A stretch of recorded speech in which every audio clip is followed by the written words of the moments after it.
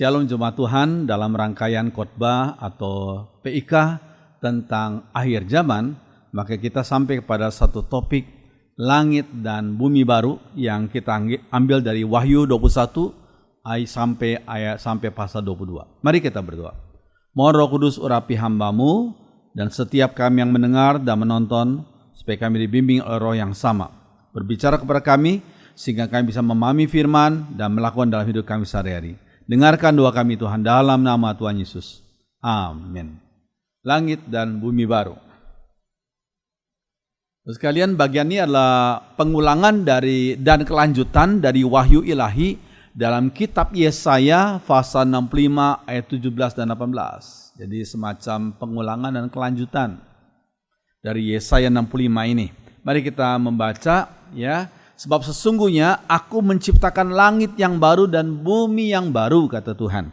Hal-hal yang dahulu tidak akan diingat lagi. Aku menciptakan Yerusalem penuh sorak-sorak dan penduduknya penuh kegirangan. Itu Yesaya 65. Oke, saudara sekalian, sekarang pertanyaan yang pertama lah, apakah bumi dan langit sekarang ini akan dimusnahkan oleh Tuhan? Sebelum Tuhan menciptakan langit dan bumi baru, apakah bumi dan langit sekarang ini yang kita miliki, yang kita lihat, ini akan dimusnahkan oleh Tuhan? Sekalian, kalau kita bandingkan dengan siapa yang percaya pada Yesus, dialah ciptaan yang baru, yang lama sudah berlalu, yang baru sudah datang, maknanya apa manusia baru? 2 Korintus 5 ayat 17. Ya. Sekalian, jadi siapa yang dalam Kristus ialah ciptaan baru, yang lama sudah berlalu, sesungguhnya yang baru sudah datang. Apakah maksudnya itu? Itu maksudnya adalah sifat-sifat lama, disebut dalam sinful nature dalam bahasa Inggris. Sifat-sifat yang berdosa, yang diubahkan menjadi sifat yang berkenan. Bukan manusianya yang dimusnahkan, bukan. Tapi sifat-sifat lama, sinful nature yang diubahkan, yang disingkirkan. Mengenakan manusia baru, sifat-sifat baru, ya. Sekali lagi bukan manusianya yang dimusnahkan. Ya. Nah, saudara sekalian, langit dan bumi baru maksudnya adalah suatu dunia yang diperbaharui oleh Allah. Diperbaharui oleh Allah dengan cara menyingkirkan akar dosa. Nah ini, akar dosa yang menjadi akar masalah ini, yang menjadi biang kerok ini disingkirkan oleh Tuhan pada langit dan bumi baru. Dan semua tindakan manusia yang bertentangan dengan kehendak Tuhan itu disingkirkan. Ini suatu prinsip yang penting, saudara sekalian. Ya, jadi sekali lagi suatu dunia yang diperbarui. Ya, karena akar dosa disingkirkan, tindakan manusia yang bertentangan dengan kehendak Tuhan disingkirkan juga. Itu maksudnya langit dan bumi baru. Ya. Oke, selanjutnya. Nah, dikatakan di tempat itu tidak ada laut, Wahyu 21 ayat 1. Maksudnya apa? Sekali lagi ini kita harus pahami latar belakangnya. Ya. Terus sekalian, pada waktu itu, pada waktu Yohanes menulis bagian ini, kompas belum ditemukan. Sehingga orang-orang takut berlayar jauh karena berbahaya. Ya. Laut dianggap sebagai sesuatu yang tidak tenang dan menakutkan. Yesaya 57 ayat 20. Ya, menakutkan. Ya. Dan tidak tenang, itulah laut, ya. Tetapi orang-orang fasik adalah seperti laut yang berombak-ombak sebab tidak dapat tetap tenang dan arusnya menimbulkan sampah dan lumpur. Itu Yesaya 57 ayat 20. Nah, bagi masyarakat kuno, laut dianggap sebagai sesuatu yang bermusuhan dengan manusia. Sekali lagi, belum ditemukan kompas. Dan sebagai tempat tinggal dari kuasa penghancur, itu pemahaman masyarakat kuno waktu lalu. Ya. Jadi langit dan bumi baru tidak akan ada lagi hal-hal yang menakutkan. Itu maksudnya demikian. Nggak ada lagi hal-hal yang menakutkan, yang mengacaukan, dan yang menghancurkan. Nggak ada lagi di sana. Maksudnya gitu maknanya. Ya. Oke. Nah, selanjutnya sebagai ganti laut, Allah memberikan sungai air kehidupan yang jernih bagaikan kristal dan mengalir keluar dari tahta Allah dan tahta anak domba itu. Sebagai ganti laut, Allah memberikan sungai air kehidupan. Sekalian bagi masyarakat yang tinggal di padang gurun, bukan seperti Indonesia ya. Bagi masyarakat yang tinggal di padang gurun, keberadaan sungai adalah suatu berkat yang luar biasa, sukacita bagi mereka dan memberi sukacita bagi penduduknya. Sekalian, dan dikatakan air sungai itu jernih bagaikan kristal, berarti gemerlapan. Jadi tempat itu ada sukacita yang luar biasa. Ada sukacita yang luar biasa. Ini sekali lagi bahasa simbol, ya. Selanjutnya. Nah, Wahyu 21 ayat 2 dikatakan di bumi baru itu terdapat kota Yerusalem baru. Kota adalah lambang peradaban manusia. Ini kita harus pahami. Kota adalah lambang peradaban manusia. Ya, dikatakan apa? Kota itu turun dari surga. Berarti sebagai ciptaan Allah yang sempurna. Turun dari surga sebagai ciptaan Allah yang sempurna. Kota itu indah. Dihiasi bagikan pengantin perempuan yang berdandan untuk suaminya. Sekali lagi dalam konteks simbol. Ya, bahasa simbolis. Yesaya 61 ayat 10 dikatakan, aku bersukaria dalam Tuhan. Jiwaku bersorak-sorak dalam Allahku, sebab ia mengenakan pakaian keselamatan kepadaku dan menyelubungi aku dengan jubah kebenaran. Seperti pengantin laki-laki yang mengenakan perhiasan kepala dan seperti pengantin perempuan yang memakai perhiasannya. Lambang, ini merupakan perlambang. Umat Allah punya suami dalam tanda kutipnya. Umat Allah punya suami yang sah. Yang dengannya ia memiliki ikatan kasih yang sah. Ya. Di situ dalam Perjanjian Baru Rasul Paulus mengatakan aku mempertemukan engkau. Ya, dia menunjuk pada jemaat Tuhan dengan mempelai pria, yaitu kasih Kristus, Yesus yang mengasihi. Jangan digambarkan dengan letter luck, bukan, tapi itu semacam kasih yang sempurna ya kepada gerejanya sebagai mempelai perempuannya, ya. Nah, sekalian, ini penting, ya. Oke, hal ini bertentangan dengan pelacur Roma. Nah, dibahas dalam kitab Wahyu, itu adalah berkaitan dengan pelacur Roma, kota Roma yang dia digambarkan sebagai Babylon, ya, di mana orang-orang menyembah berbagai macam berhala, ya, bahkan kaisar disebut sebagai Tuhan. Itu disebut pelacur Roma yang melakukan hubungan dosa semata.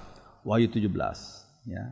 Yaitu perbandingan, satu kontras antara pelacur Roma dengan mempelai perempuan daripada Kristus Yesus. Ini penting, ya. Oke, saudara sekalian, kota itu bercahaya seperti yaspis. Ayat 11, ya.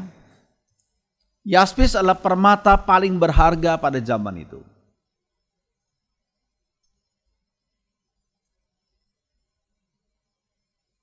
Nah, saudara sekalian, batu itu sangat bening dengan warna yang berbeda-beda.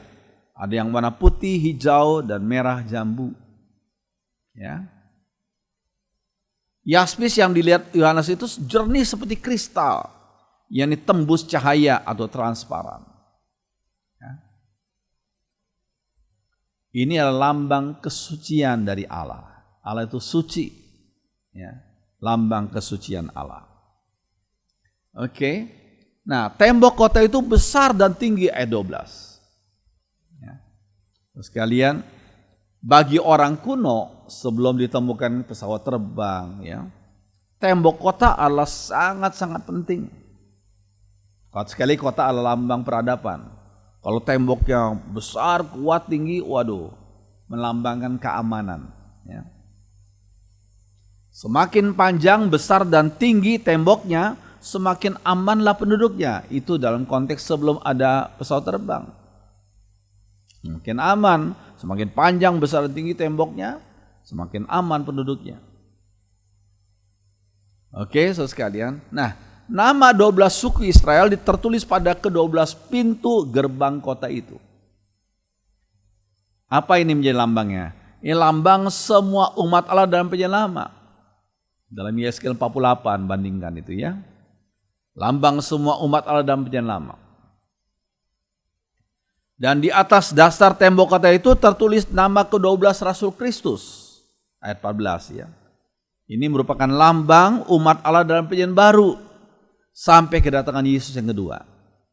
Ya, perjanjian baru sampai kedatangan Yesus yang kedua. Jadi, seluruh penduduk kota Yerusalem baru itu adalah semua umat Allah dalam masa PL dan PB, dalam masa perjanjian lama dan perjanjian baru. Sampai kedatangan Tuhan yang kedua nanti. Ini penting sekali. Itulah penduduk kota Yerusalem baru. Ya. Oke, selanjutnya. Nah, gereja Tuhan dibangun di atas dasar para rasul. Maksudnya ajaran para rasul, yakni PB, perjanjian baru. Dan para nabi, perjanjian lama. Dengan Kristus sebagai batu penjurunya. Efesus 2 ayat 20. Para rasul ditempatkan di muka dari para nabi. Mengapa ya? Padahal para nabi dulu kan yang hidup dulu, baru kemudian para rasul. Tapi kenapa Efesus 2 ini seperti membalikkan Rasul Petrus? Para rasul ditempatkan di muka dari para nabi. Maksudnya adalah kita bisa memahami secara benar ajaran dan nubuat para nabi di dalam PL dari sudut pandang, dari perspektif pengajaran para rasul, yaitu PB, perjanjian baru. Ini kita perlu paham.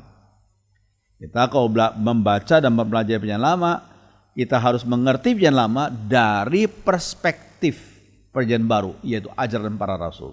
Karena dalam Efesus 2:20 ini, itu ajaran para rasul ditempatkan di muka. Setelah itu kemudian para nabi. Ini kita perlu pahami. Ya. Sekalian, nah panjang kota itu, kota Yerusalem baru itu adalah 2.400 km, bayangkan. Sekitar 2,5 kali jarak dari ujung barat sampai ujung timur Pulau Jawa.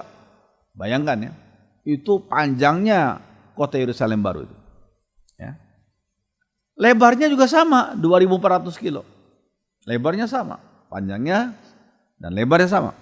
Dan yang mengherankan juga tingginya juga sama, 2.400 km.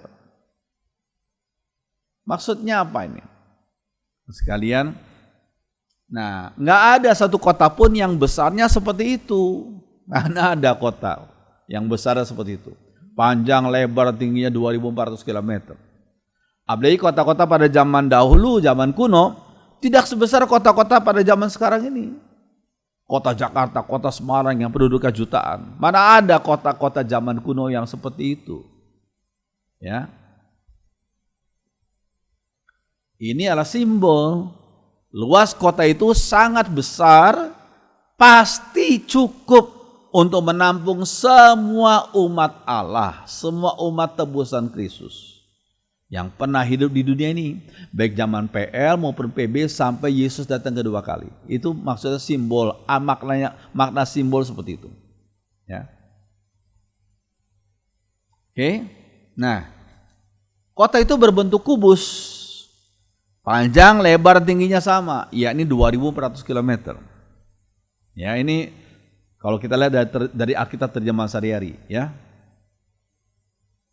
Nah, bentuk seperti ini mustahil untuk sebuah kota, bukan? Nggak mungkin. Panjang, lebar, tinggi 2.400 kilo, nggak mungkin. Mustahil tuh untuk sebuah kota. Sekali lagi ini makna simbolis. Ya. Ruang kita bandingkan dengan ruang Maha Kudus di tempat tabut perjanjian Allah itu ditempatkan, yaitu di bait suci. Ya, ruang Maha Kudus itu berbentuk kubus. Yang panjang lebar tingginya sama, yaitu cuma 9 meter kubus, 9 meter. Ya. 1 Raja-Raja 6 itu. Oke, jadi kota Yerusalem baru itu suci maksudnya. Seperti ruang Maha Suci itu. Ya, kota Yerusalem baru itu suci seperti ruang Maha Kudus di Bait Allah. Ya. Oke, terus, nah tinggi tembok kota itu sekitar 60 meteran. Tinggi temboknya 60 meteran, bayangkan. Ya. Jauh lebih tinggi dari tembok kota Babel yang pernah dibangga-banggakan oleh Raja Nebukadnezar. Tinggi tembok kota Babel cuma 13,9 meter saja. Daniel 4 ayat 30. Ya. Tapi itu sudah dibanggakan. Ya. Ini merupakan gambaran daripada hanging gardens di Babylon. Taman yang bergantung ya di Babel yang dibanggakan oleh Nebukadnezar. Ya. Panjang tembok kota Babel yang pernah dibanggakan oleh Raja Nebukadnezar hanya 22,4 km saja. Lebarnya tembok 32,55 meter. Lebar tembok ya. Kemudian dan luas kota itu cuma 313,6 km persegi saja. Itu sudah dibangga-banggakan oleh Nebukadnezar. Kalau dibandingin Yerusalem baru ya jauh lah. Ya. Oke. Selanjutnya. Nah, tembok kota itu terbuat dari permata yaspis. Tembok kota Yerusalem baru terbuat dari permata yaspis. Wahyu 4 ayat 3. Ya. Yaspis atau jasper, permata yang sangat dihargai pada zaman itu. Sangat bening dengan warna yang berbeda-beda, putih, hijau, atau merah jambu. Jadi kota Yerusalem baru itu suci. Tidak seperti kota-kota besar buatan manusia. Semakin besar kota itu semakin metropolitan, semakin dosa semakin luar biasa berkecamuk di kota besar itu. Tapi di Yerusalem baru itu digambarkan dengan permata yaspis yang bening, berarti kesucian Allah. Kekudusan Allah dinyatakan dalam kota Yerusalem baru itu. Oke. Lalu kita akan melihat beberapa batu di situ yang ditulis di Wahyu 21 dan 22 itu. Ada batu nilam, safir, atau warnanya biru, ya. Atau ada batu mirah, kalsedoni, warnanya hijau seperti gini, ya. Kemudian ada lagi zamrud, hijau terang, emerald, ya. Itu seperti gini. Kemudian ada lagi batu unam, sardonyx, coklat atau merah, seperti gini. Ya. Batu-batu permata kita harus paham juga, kita harus tahu juga ya. Ada lagi batu sardis atau sardius, itu merah darah seperti ini ya. Lalu ada lagi batu krisolid hijau kuning seperti ini. Lalu ada lagi batu beril biru hijau campuran ya seperti ini. Dan juga ada batu yang namanya lazwardi topas, merah biru merah lembayung seperti ini. Jadi itu merupakan beberapa batu permata yang ada. Ya pasti ada makna simbolisnya di situ ya. Oke. Nah, chrysoprase juga ada warna hijau seperti ini ya. Kemudian ada lagi jasing, ratna cempaka warna emas seperti ini. Kemudian ada lagi ametis, batu kecubung seperti yang sudah lihat. Ya. Indah-indah ya, batu permatanya indah sekali. Pasti ada makna simbolis itu ya. Oke. Nah, kota itu terbuat dari emas tulen dikatakan. Saya hanya gambarkan walaupun emas yang diambil dengan emas tulen sekarang ini nggak pernah mereka mengklaim kami 100%, paling ditulis 999,9. Jadi mereka masih jujur berkata, ya belum tulen sama sekali, belum tulen. Masih ada campuran sedikit sekali. Ya, tapi sudah disebut emas tulen. Ya. Kota itu di Yerusalem terbuat dari emas tulen. Bait Allah yang dibangun oleh Salomo dilapisi emas, hanya dilapisi. Ya. Tapi kota Yerusalem baru itu bukan dilapisi dengan emas, tetapi terbuat, bayangkan, terbuat dari emas murni seluruhnya. Jadi maksudnya apa? Emas itu melambangkan kemurnian dan kemuliaan Allah. Lambang ya. Makna simbolisnya, kota itu dipenuhi oleh kemuliaan Allah, itu maksudnya gitu. Kota itu dipenuhi oleh kemuliaan Allah. Oke. Nah, selanjutnya. Nah, dasar-dasar dari tembok kota itu dihiasi dengan 12 jenis permata. Lalu sekalian, kalau kita melihat tutup dada perpakaian imam besar yang ditata dengan 12 macam permata. Ini perbandingan. Tutup dada pakaian imam besar yang ditata dengan 12 macam permata. Jadi maksudnya apa? Berkata dengan dasar tembok kota Yerusalem baru itu. Tuhan Yesus adalah sang imam besar agung. Jangan lupa ya.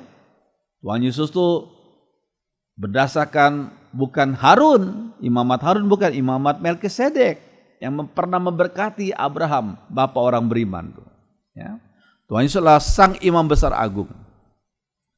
Jadi umat Tuhan yang dilambangkan dengan 12 permata di dadanya, dada sang imam besar itu sangat berharga di hatinya. Sangat berharga di hati Tuhan Yesus. Oh puji Tuhan. Setiap kita berharga ya di hatinya. Luar biasa ya. Selanjutnya.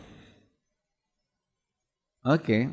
Nah, hal ini menjadi penghiburan besar bagi umat Tuhan yang sedang mengalami penghinaan dan aniaya di dunia waktu itu.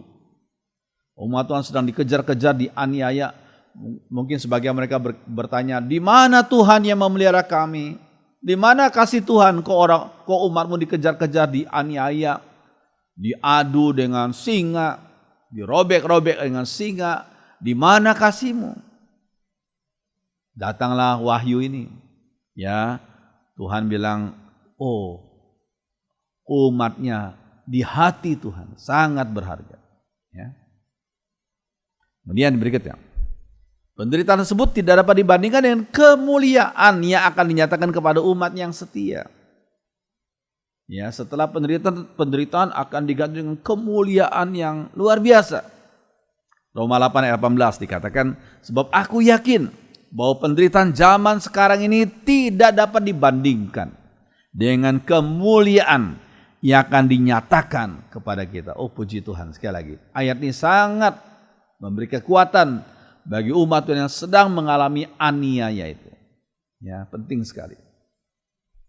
Oke. Yang berikutnya. Pintu-pintu gerbang kota itu dibuat dari mutiara yang sangat-sangat besar. Sehingga sebuah lubang pintu gerbang dapat dipahat di dalamnya, bayangkan. Jadi mutiaranya luar biasa besarnya. Kita ambil contoh, lihat orang mengambil mutiara dari tubuh kerang itu ya. Ya sebesar itulah. Tapi mutiara yang dilihat oleh Rasul Yohanes itu besarnya luar biasa. Sehingga sebuah lubang pintu gerbang dapat dipahat di dalamnya. Jadi mutiaranya luar biasa besarnya. Sangat besar. Maksudnya apa? Oh, semua yang di Yerusalem baru itu dilukiskan dengan semulia-mulianya. Semulia-mulianya. Ya, sekalian. Nah, bukan hanya mutiara, tapi jalan-jalannya terbuat dari emas murni yang tembus cahaya. Emas murni yang tembus cahaya. Berarti transparan, simbol kesucian. Ya. Dalam hidup ini, biasanya seseorang memakai perhiasan emas di telinga, di leher, dan tangannya. Namun, di Yerusalem baru itu, emas murni dipakai untuk jalan. Waduh, sungguh luar biasa ya. Bukan emas murni dipakai sebagai perhiasan di telinga, leher, tangan, tapi dipakai untuk di jalan. Untuk jalan. Jadi makna simbolisnya apa? Apa yang kita anggap mulia di dunia ini, nggak ada artinya. Akan dianggap biasa saja di Yerusalem baru nanti. Karena begitu mulianya kota itu. Mulia sekali. Ya. Oke. Nah, pasal 21 ayat 3 Wahyu. Kemah Allah berada di tengah-tengah manusia. Kemah Allah berada di tengah-tengah manusia. Sekalian. Nah, ini sebagai perbandingan. Kata kemah Allah, jadi sebelum dibangun bait Allah ya. Ketika umatnya berada di padang gurun selama 40 tahun ya. Kata kemah Allah mengingatkan akan kesediaan Allah menyertai umatnya. Di padang gurun selama 40 tahun. Kesediaan Allah menyertai umatnya di padang gurun selama 40 tahun. Oke. Nah, pasal 21 ayat 22 dikatakan di Yerusalem baru tidak ada bait Allah. Dalam bahasa Yunani disebut naos. Naos itu berarti ruang suci dan ruang maha suci bait Allah, begitu. Itu naos, ya. Nah, kita lihat ya. Nah, saudara sekalian, pada masa perjanjian lama, naos hanya boleh dimasuki oleh imam ruang suci dan imam besar setahun sekali di ruang maha suci. Itu naos, ya. Di tempat itu Allah biasanya bertemu dengan umatnya yang diwakili oleh para imam. Ya. Sekalian, jadi di Yerusalem baru itu hubungan Allah sangat dekat dengan umatnya, bukan hanya lewat, karena semua umatnya jadi imam. Semua umat Allah yang percaya pada Yesus menjadi imam di hadapan Tuhan. Sehingga nggak perlu lagi tempat penghubung seperti yang mereka lakukan di perjanjian lama itu, nggak perlu lagi. Sehingga dikatakan di Yerusalem baru tuh nggak ada naos, nggak ada ruang suci dan maha suci bait Allah lagi, nggak perlu lagi tempat penghubung itu. Karena setiap umat Tuhan sudah menjadi seperti imam di hadapan Tuhan. Ya, puji Tuhan. Oke. Yang berikutnya. Seluruh kota Yerusalem baru bagaikan ruang maha suci yang berbentuk kubus, simbol kekudusan. Setiap umatnya adalah imam Allah, Wahyu 5 ayat 10. Ya. Mereka akan melihat wajah Allah, luar biasa ya. Wajah Allah, mereka akan lihat Wahyu 22 ayat 4. Padahal selama hidup di bumi yang berdosa ini, enggak ada seorang pun bisa melihat wajah Allah. Keluaran 33 ayat 20, yang melihat akan mati. Tapi di Yerusalem baru itu, umat Tuhan akan melihat wajah Allah. Nama Allah akan tertulis di dahi mereka, dikatakan. Wahyu 22 ayat 4. Maksudnya Allah, pikiran mereka dikuasai oleh pribadi Allah. Dahi menunjuk pada pikiran. Jadi pikiran mereka dikuasai oleh pribadi Allah. Oke. Nah, pasal 21 ayat 23. Kota itu tidak memerlukan matahari dan bulan untuk menyinarinya. Sebab kemuliaan Allah meneranginya. Dan sang anak domba Allah adalah lampunya. Jadi kota itu nggak ada lagi matahari dan bulan. Ya. Sekalian, nah, matahari hanya benda ciptaan yang merefleksikan kemuliaan Allah. Seperti muka Musa bercahaya setelah dia menerima hukum Taurat itu ya. Sekian lama dia berada di hadapan Allah. Ya. Kemudian ketika dia turun, mereka tidak bisa memandang muka Musa karena muka Musa jadi bercahaya. Ya. Oke. Nah, pada masa pelayanannya di dunia, Yesus pernah berkata, akulah terang dunia. Dia adalah terang dunia itu. Yohanes 8 ayat 12. Yohanes 8 ayat 12. Jadi saudara sekalian, kemudian dikatakan ayat 24, raja-raja di bumi membawa kekayaan mereka kepadanya. Kata raja-raja di sini nggak perlu dipahami secara hurufiah, namun menunjuk pada otoritas Allah di atas semua manusia. Ya, seorang raja kan memegang otoritas. Ya, Allah sebagai raja segala raja, berarti Allah sebagai pemegang otoritas bagi semua manusia. Ya, oke. Raja-raja yang ditaklukkan pada zaman dahulu akan membawa kekayaan mereka kepada sang penakluk. Bayar upeti gitu istilahnya, ya. Allah adalah raja segala raja, Tuhan di atas segala Tuhan. Semua manusia yang di Yerusalem baru itu takluk kepadanya. Semua manusia yang di Yerusalem baru itu takluk kepadanya. Ya. Oke. Nah, dikatakan ayat 26 pasal 21, kekayaan dan hormat bangsa-bangsa akan dibawa kepadanya. Di Yerusalem baru tidak akan ada lagi kerajaan-kerajaan manusia, nggak ada. Kerajaan Inggris, kerajaan Belanda, kerajaan Norwegia, nggak ada. Di Yerusalem nggak ada lagi kerajaan manusia. Tetapi hanya ada satu kerajaan, yaitu kerajaan Allah. Ini penting sekali. Ya. Oke. Nah, selanjutnya. Dan ayat 25. Dan pintu-pintu gerbangnya tidak akan ditutup pada siang hari, sebab malam tidak akan ada lagi di sana. Maksudnya akan ada keamanan yang sempurna di sana. Kalau biasa malam hari, sore hari sudah mulai tutup kan pintu gerbang. Tapi di Yerusalem baru pintu-pintu gerbangnya tidak akan ditutup pada siang hari, sebab malam tidak akan ada lagi di sana. Malam yang gelap dan menakutkan pun tidak ada lagi. Maksudnya nggak ada yang menakutkan. Ya. Bandingkan Wahyu 22 ayat 5. Ya. Karena nggak ada sinar matahari dan bulan, maka nggak akan ada lagi perhitungan hari atau waktu seperti sekarang ini. Ya, sekarang kan ditentukan oleh peredaran benda-benda di langit kan. Pada siang hari kita melihat sinar matahari. Pada malam hari kalau pas bulan purnama kita lihat bulan, sinar bulan. Jadi kalau dikatakan nggak ada lagi sinar matahari dan bulan, berarti nggak akan ada lagi perhitungan hari dan waktu seperti sekarang nih. Berarti maksudnya lah itu adalah masa kekekalan Yerusalem baru itu, ya. Oke.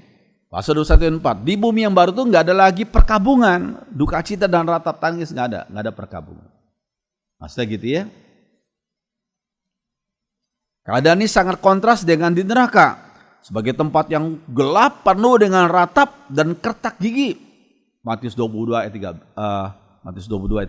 25 ayat 30. Sedangkan di Yerusalem baru nggak ada itu. Oke. Nah, selanjutnya. Di tempat itu tidak akan ada lagi kelaparan dan penyakit. Hal tersebut digambarkan dengan kalimat, di seberang menyeberang sungai itu ada pohon-pohon kehidupan yang berbuah 12 kali. Bayangkan. Tiap-tiap bulan sekali daun pohon-pohon itu dipakai untuk menyembuhkan bangsa-bangsa. Itu bahasa simbolis ya. Maksudnya apa?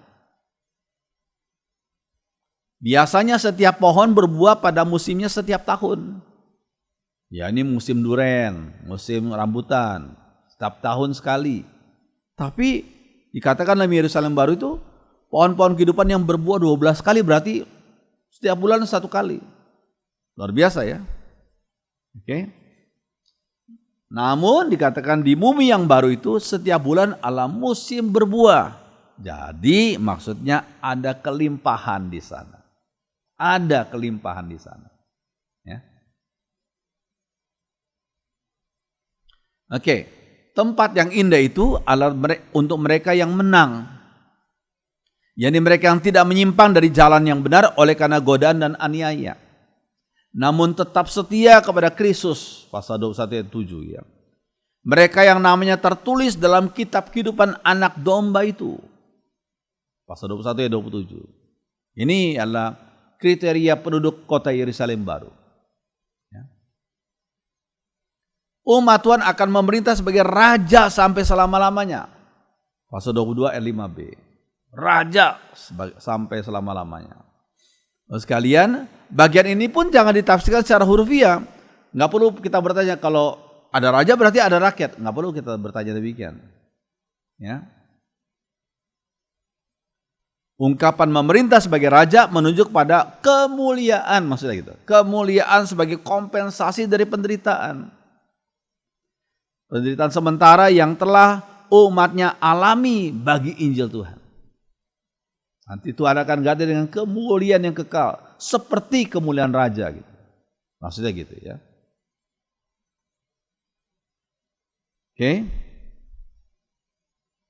Nah, sebaliknya dituliskan pula kriteria dari mereka yang tidak diperkenan berada di bumi yang baru, di langit yang baru itu, yakni yang penakut, yang menyangkali nama Kristus karena takut dianiaya, yang tidak percaya kepada Kristus, yang hidup secara keji, yang ikut serta dalam membunuh umat Tuhan, yang berkanjang dalam dosa percabulan, baik secara jasmani maupun rohani. Yani mereka yang menyebut kaisar sebagai Tuhan itu percabulan rohani di depan Tuhan. Ya. Tukang-tukang sihir pada umumnya, para penyembah berhala pada umumnya, dan penyembah kaisar juga para pendusta. Ayat 8. Itulah kriteria dari mereka yang tidak diperkenankan masuk ke bumi dan langit baru itu. Ya, ini kita perlu ketahui. Ya. Oke, saudara sekalian.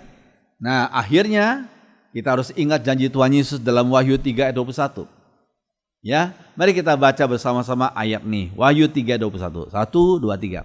Mereka yang menang akan kuizinkan duduk di tahtaku bersamaku. Sama seperti aku sendiri pun sudah menang. Dan sekarang duduk bersama Bapakku di tahtanya. Oh, luar biasa. Luar biasa. Ya. Kita bersyukur kepada Tuhan. Amin. Mari kita berdoa. Kami bersyukur untuk firman Tuhan yang kami pelajari pada saat ini Tuhan. Tolong kami, kuatkan iman kami, teguhkan hati kami. Jangan sampai kami tawar hati ketika kami menghadapi tantangan, bahkan aniaya sekalipun demi Injil Tuhan. Teguhkan kami, jangan kami undur. Tolong kami tetap tangguh dan teguh bersama dengan Tuhan. Karena Tuhan menyediakan bagi kami pahala yang mulia, yang kekal ya Tuhan. Terima kasih dan terima kasih. Yang bersyukur untuk firman-Mu, biar Tuhan meteraikan firman dalam hati kami dan mampukan melaksanakannya. Dengarkan doa kami Tuhan dalam nama Tuhan Yesus. Semua orang beriman mengatakan amin.